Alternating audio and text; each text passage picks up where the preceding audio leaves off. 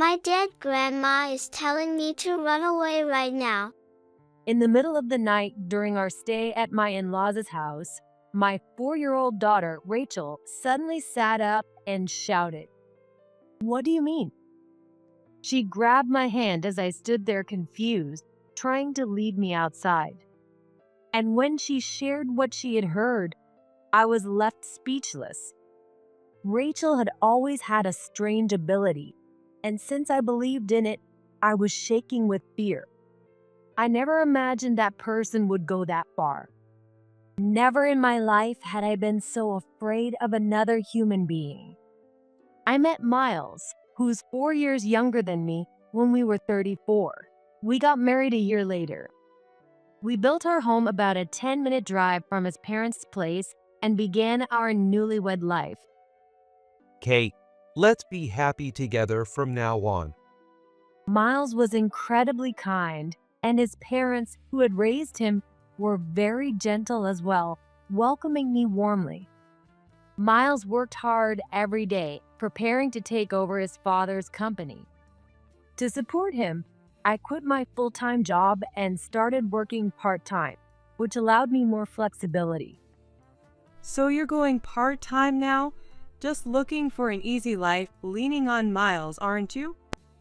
The person who said this with a sarcastic laugh. She hadn't thought highly of me since the day I got married. That person was Miles' sister, Julie. Julie and I are the same age, but she's enjoying her single life and living alone. She looks like a driven career woman. I thought her lifestyle was impressive, even admirable, and sometimes I wondered if I might have turned out like her if I kept working full-time. Miles, I want some ice cream, so go get some. You can keep the change for yourself. Again? All right, I'll go. When we gathered at his parents' house, I often overheard these kinds of conversations. Julie seemed to have doted on Miles since they were kids, and he would still do whatever she asked. Even in his mid-30s, he rarely disagreed with her. But as an only child myself, I couldn't help but feel a little envious.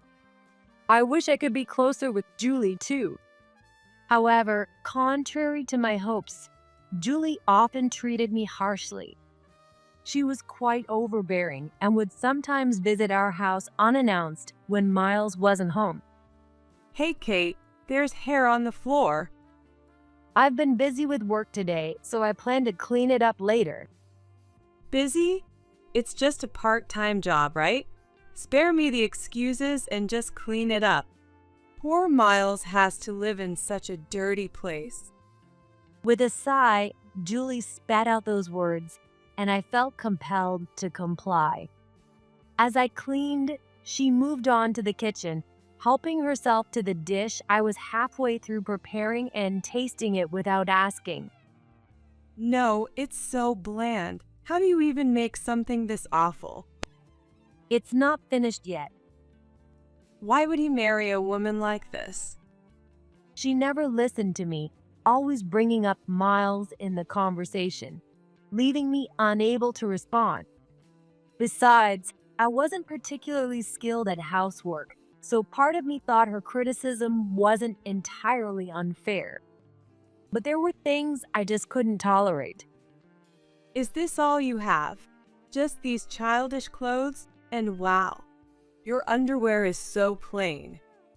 Julie would sometimes open my closet without my permission and go through my belongings. Julie, please stop that. No matter how much I pleaded, Julie would remain nonchalant, sometimes even looking like she enjoyed watching me squirm. Julie keeps checking my closet, even though I've told her to stop. Can you talk to her for me? I pleaded with Miles as soon as he got home. Really? Maybe she's just curious about what kind of person my wife is. His response was completely off the mark, and he never took any action, which left me feeling disappointed. As a result, Julie's inappropriate behavior continued. A year after our marriage, when Rachel was born, Julie's behavior escalated even further. She got irritated when Rachel fussed, glaring at me sharply. She cries so much because you're a terrible mother, and you had a girl. Don't you realize you're the wife of the eldest son? She kept making snide remarks, eventually blaming me for everything and hurling harsh words my way. Miles had to be aware of this, yet he always pretended not to notice. Julie has been really harsh lately, and honestly, it's tough. Well, that's your fault, Kate. So what do you expect? Or are you trying to say my sister is hysterical? I never said that. Miles always took Julie's side, never seriously addressing my concerns, and my frustration with him grew day by day. Is it okay for things to stay like this? I even thought about divorce, but having grown up with separated parents, I knew how lonely that could be, and I didn't want Rachel to experience the same. I reconsidered every time. What helped me endure was the kindness of my in-laws who supported me. But I suddenly lost that support. When Rachel was 6 months old, my mother-in-law passed away from an illness. It was so sudden that none of us had time to process it, and the entire family was filled with sorrow. I'm worried about Dad, so I'm going to the house for a bit. Okay, let me know if there's anything I can do to help. Since then, Miles frequently visited his parents' house, leaving ours empty more and more often. Sometimes he wouldn't come back until late at night, so I asked him about it. Dad says he feels lonely being by himself. But don't you see your dad at work too? Can't you ask Julie to help with things at home? You're being pretty cold, Kate. Are you saying I should just ignore my lonely parent? That's not what I meant. I just wanted him to spend time with our little girl, who was growing up so fast. But I realized that parents are important too, so I didn't press the matter further. Time passed, and Rachel turned 4. Miles still visited his parents' house every day, often coming home late at night. You've been really busy lately, haven't you? It must be hard to check on your dad. I can go instead of you. Julie doesn't like it when you visit, Kate. I don't want to get involved in any more drama, so just don't go to the house. Miles seemed determined to come up with reasons to keep me away from his parents' house. He's definitely hiding something. Suspicious, I decided to disregard his instructions and went to visit my father-in-law myself. When I arrived, my father-in-law, David, greeted me warmly with a smile and spoke happily. I've gotten really into cooking lately, so I've even started taking classes. David's demeanor was so different from what Miles had told me that I couldn't help but feel puzzled. Then, during our conversation, David let something slip, and I was completely taken aback. A few weeks later, one day, Hey, how about we all get together at my parents' house for dinner? really? But Julie doesn't like it when I visit, so isn't it better if I stay away? Miles's sudden suggestion made me feel like something was off. It's fine. She was the one who suggested it this time. Come on, we should go. Get ready. Unlike usual, Miles seemed almost jittery, but I decided to go along with his plan, taking Rachel with us to his parents' house. As we arrived, a delicious aroma filled the air all the way to the entrance. Welcome, Kate. I've been preparing dinner while waiting for you. Julie greeted me with a bright smile, inviting me inside and handing Rachel some snacks and toys she had prepared. I was on guard, expecting her to criticize me like she usually did, but her kindness took me by surprise. Don't let your guard down. She might still try to mess with the food somehow. but my worries turned out to be unfounded. I asked Miles what your favorite dishes are. I hope they suit your taste. To my surprise, the table was filled with all my favorite foods. Thank you. I expressed my gratitude, but a part of me still couldn't quite believe it. Oh, don't worry, I didn't put any poison in it. No, I didn't think that at all. Kate, I'm sorry for being so mean to you before. I don't expect you to forgive me, but I hope we can get along from now on. Julie looked me straight in the eyes, and although I still found her behavior strange, I thought it would be best to try to move past our conflicts. I'd like to get along too. Determined to make an effort, I returned her smile. That's great. We're the same age, so let's chat more. Oh, how about staying over tonight if you'd like? But I didn't bring anything with me. You can use my makeup and whatever you need. Come on, let's do it. Right, Miles? Julie quickly took charge of the situation, leaving me no room to decline. I guess this is an important first step toward building a better relationship. With that thought, I accepted Julie's invitation. Julie turned out to be a good conversationalist, and before I knew it, I was genuinely enjoying myself. Time flew by, and soon my family of 3 was settling down to sleep together in the room with the family photo. I guess I misunderstood Julie. I think we can find common ground from now on. I'm glad to hear that. I'm happy you two are getting along. With Rachel sleeping soundly between us, Miles and I had this conversation as I drifted off to sleep. But then, in the middle of the night, Mom, we need to run away right now. Grandma said so. Rachel suddenly sat up and shouted, startling me awake. What do you mean? Still groggy, I tried to understand what she was saying. My mother-in-law had passed away when Rachel was about 6 months old, so she shouldn't remember her. I thought she might be dreaming, but Rachel's eyes were wide open, filled with fear. If we don't leave, we'll be killed. Rachel tugged on my hand, urging me to leave the room. Hurry up. I turned to tell Miles about what Rachel had said, but he was nowhere to be found. Where has he gone at this hour? But there was no time to dwell on it. I chose to trust Rachel's words and decided we needed to get out. Rachel had always had a mysterious kind of ability. She had accurately predicted the genders of all my friends' unborn babies and even warned me when Miles was going to get hurt. That time, Miles fell down the stairs, but fortunately, his injury was just a mild sprain. Ever since then, both Miles and Julie found Rachel's abilities unsettling. I understood why they might feel that way, so I promised Rachel we'd keep her ability our little secret. Grandpa needs to come with us, too.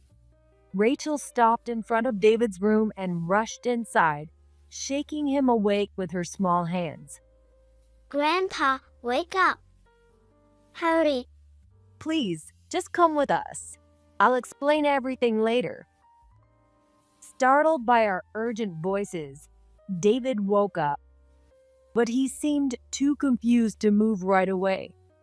Grandma said so. Hearing those words from Rachel, he finally agreed to come outside with us.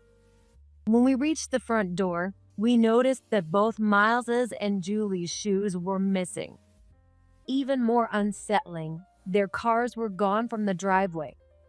Could it be that what Rachel said has something to do with them? We decided to walk back to my house. It was about a 10-minute drive, but on foot, it would take over an hour, even for an adult. I called my mom, asking her to come pick us up. When we arrived at my house in my mom's car, I saw the lights on inside, and both Miles's and Julie's cars were parked outside. Mom, can we stay at your place tonight? Worried that going into the house could be dangerous, we decided to take refuge at my mom's place. My mind was racing, and I found myself wide awake through the night. When morning came, I couldn't shake the need to understand what Rachel's words meant, so I borrowed my mom's car and drove back to Miles's parents' house alone. But when I arrived, the grand house that had stood there just hours earlier was now a charred skeleton, its frame barely standing. No, this can't be real. In front of the ruins, fire trucks, police cars, and ambulances were lined up, surrounded by a crowd of onlookers. Behind a line of yellow tape, I spotted Miles and Julie speaking with police officers and firefighters. I slipped into the crowd to observe without being seen. After some time, a few emergency vehicles left, and the crowd began to disperse, leaving the area in front of the house empty. Miles and Julie stepped outside the taped-off area, staring at the burnt remains of the house, so I hid behind a nearby car to listen in on their conversation. Damn, it really went up in flames, huh? They're still searching, but I'm sure that useless granddaughter and daughter-in-law are dead. Well, if they survived, that'd be a miracle. Once things cool down, I'll remarry my girlfriend and make my new kid the rightful heir to this place. Hearing those horrifying words left me barely able to stand, my legs trembling uncontrollably. With Dad gone too, I'll inherit the estate and the company. It'll all be mine right away. Miles and Julie spoke with laughter in their voices. How could they be so terrifying? But I can't let this slide. Fear and rage coursed through me, leaving me shaking from head to toe. Before they could return home, I rushed to my house, gathered what I needed, and drove back to my mom's place where Rachel was waiting. David, there's something I need to tell you.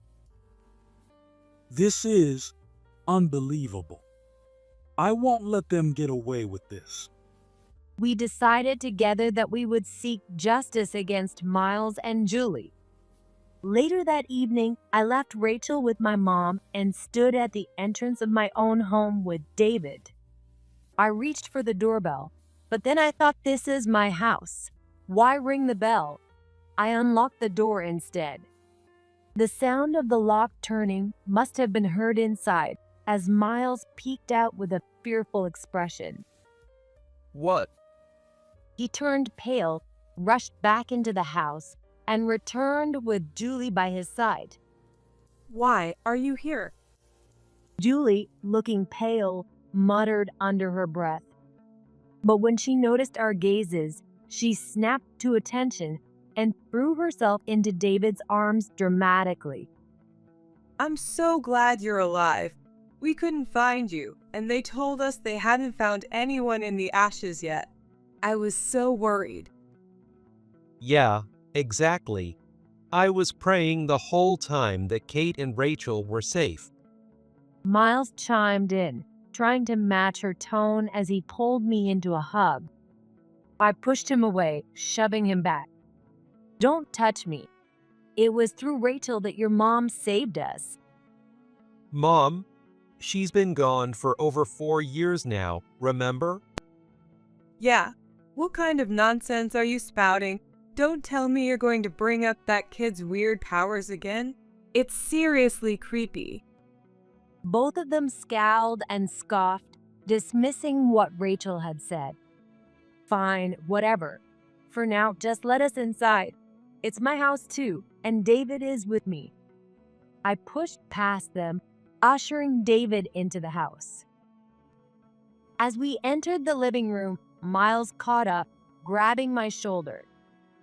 Hold on a second. I told you, don't touch me so casually. Oh my, Kate, are you being hysterical? Maybe it's just your hormones going out of whack? Geez, no wonder people think poorly of women in their 40s. Julie smirked and mocked me in her usual tone. she had apologized to me the day before, and that appearance was a lie. Her real nature, sharp and cutting, showed through despite David's presence. Of course I'm angry. You two set this fire, didn't you? I leveled my gaze at Miles and Julie, speaking directly to the heart of the matter. What are you talking about? You can't just accuse us like that without proof. Miles stammered, trying to deny it, but Julie remained composed, standing tall with an air of confidence. Kate, accusing your own family? You're so broken. You must be because you were raised by a single parent. You don't understand family love, do you? I'm saying this because I do have proof. I overheard you two talking as you watched the house burn this morning. I let my words hang in the air, shifting my gaze between them. What? Eavesdropping now? And you think whatever you heard in that noisy scene is reliable? Yeah, Julie's right. The police won't believe vague claims like that. Julie remained defiant, while Miles, as always, hid behind her, parroting her words.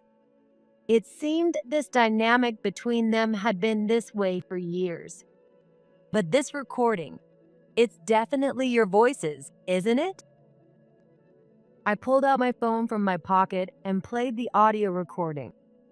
It was a recording of their conversation from that morning. Why the hell would you do this?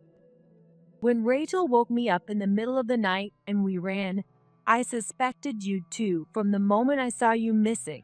I wasn't sure if it'd pick up anything, but I started recording anyway. The audio quality wasn't perfect, but their voices were distinct enough to be recognized. Confronted with the evidence, Miles and Julie fell silent. I'll be handing this over to the police. They'll definitely take it seriously with this. Hold on. You all escaped and survived. So what's the problem? What are you even saying?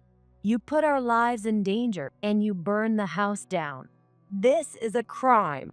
Don't you get that? I couldn't help but raise my voice at Miles's absurd statements. And you too, Julie, you need to take responsibility for this crime.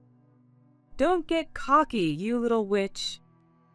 Julie's face twisted with rage, and she lunged at me, but I wasn't about to engage in her petty attacks. Now the real battle begins. I took a deep breath, then locked eyes with them again. So, what was that about waiting for things to cool down so you could marry your mistress and make her kid the heir? What did you mean by that? What are you talking about?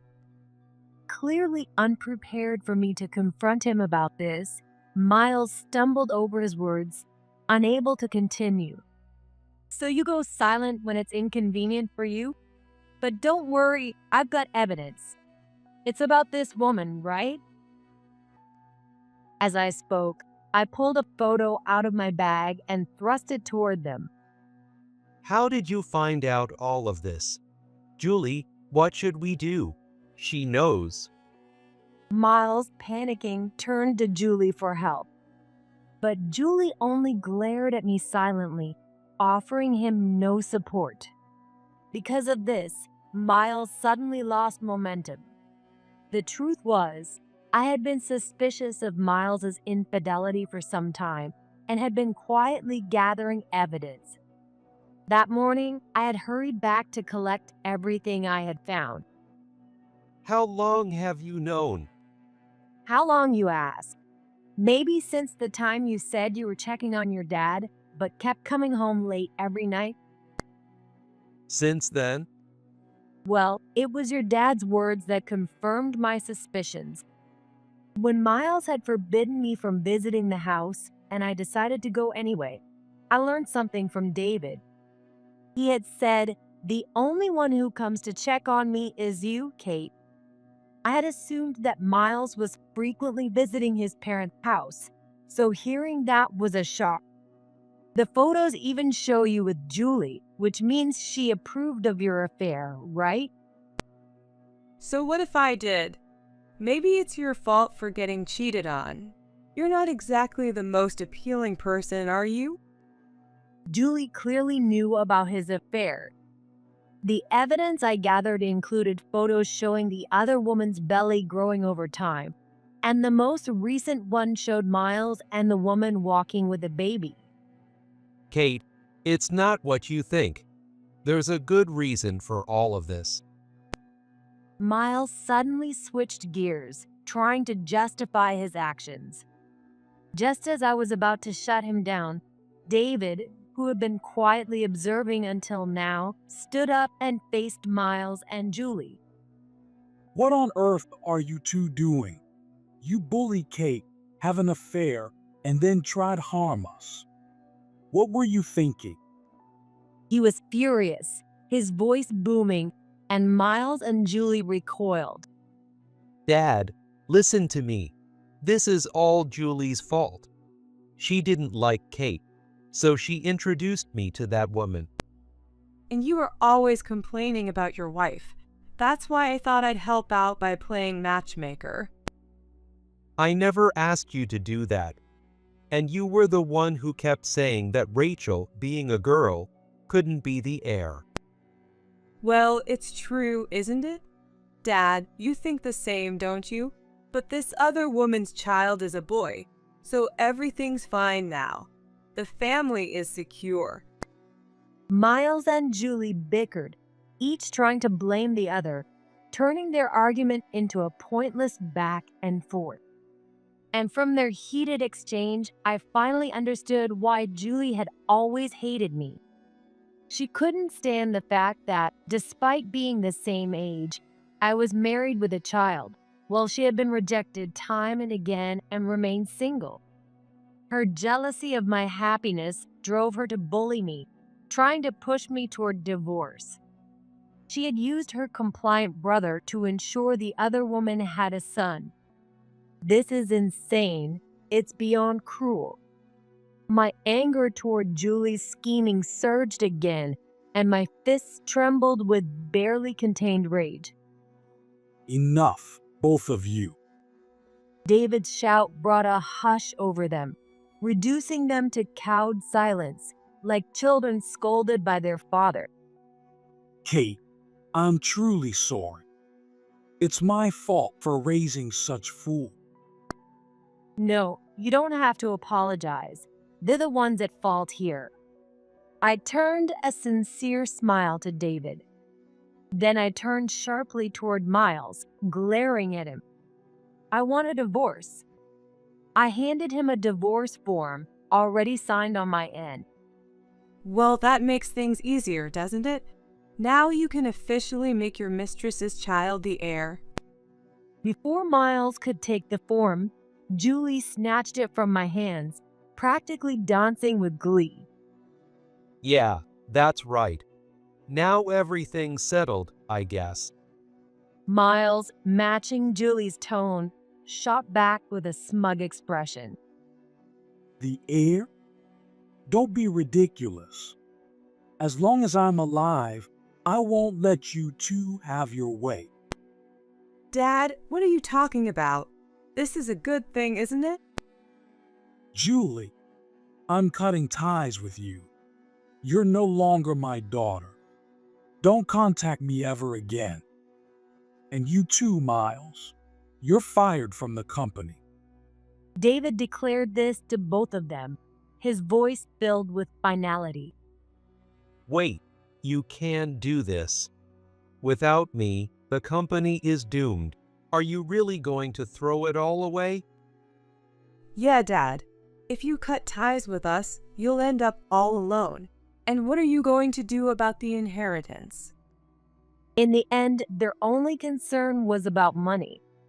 Hearing this, David's expression grew momentarily sorrowful. You two are no longer my family. The company and the inheritance, none of it concerns you anymore. What? Julie erupted in anger, while Miles grew increasingly desperate.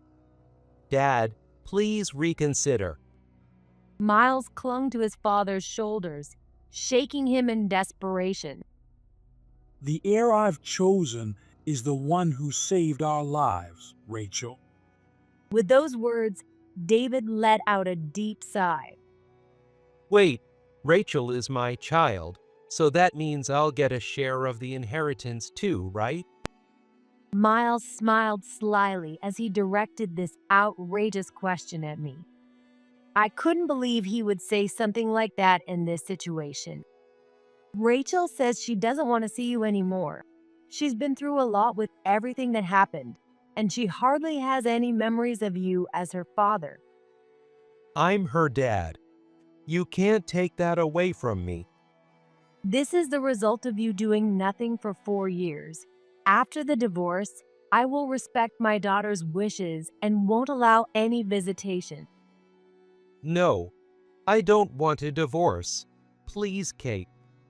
Miles broke down, wailing loudly as he clung to me. Kate, I'm sorry for everything. Please convince Dad to change his mind. Even Julie, now desperate, begged me to intervene on their behalf. I know you're focused on the divorce and cutting ties right now, but don't forget, you two are going to the police over the fire. You understand that, right? Please, don't tell the police. I'll be a good husband, a better father. I won't let Julie control me anymore. Just let us be a family again. Please just spare me the police. What will happen to the career I've worked so hard to build? Even now, they only seem to care about themselves, saying whatever they could to get their way. Don't be ridiculous. You need to take responsibility and atone for what you've done. I rejected them firmly, leaving no room for argument. With that, Miles and Julie muttered "no way" and collapsed to their knees in defeat. After that, I took them to the police and submitted the audio recording as evidence. Both of them confessed and they were arrested for their involvement in the fire. The divorce with Miles was finalized, and he was ordered to pay me alimony of $30,000 and monthly child support of $600. Since he'll be behind bars for a while, I plan to ensure he pays up once he's released. I also received $10,000 in compensation from his affair partner. Julie, like Miles, received her sentence and was fired from the company. Abandoned by her father and separated from the brother she once doted on, Julie ended up all alone. Well, she brought it upon herself. As for me, David and I remain in touch, and he's enthusiastically working to keep the business going until Rachel can take over. Rachel is excited too, saying, "I'm going to be the president of Grandpa's company." Life is peaceful now, and I feel incredibly happy.